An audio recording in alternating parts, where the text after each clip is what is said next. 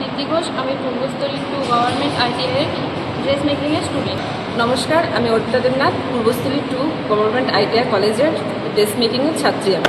আমরা একটা প্রজেক্ট তৈরি করেছি, সেই প্রজেক্টের নাম হচ্ছে অ্যালাইন ফ্রক, যেটা কিনা একটা মেয়েদের খুব কমফোর্টেবল একটা ড্রেস, যেটা আমরা বানিয়েছি মানে খুব স্টাইলিশভাবে, যেটা যে কোনো পার্টি অথবা কোনো অনুষ্ঠান বাড়িতে আমরা খুব ইজিলি ইউজ করতে পারি।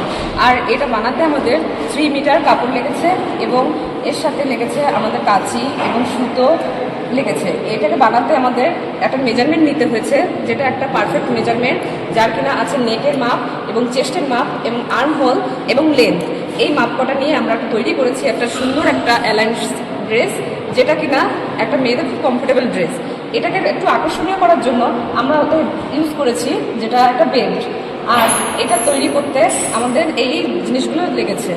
কেউ এরকম কোনো ড্রেস তৈরি করে নিজস্ব শপ তৈরি করে তাদের ড্রেস বিক্রি করে স্বনির্ভর হতেই পারে।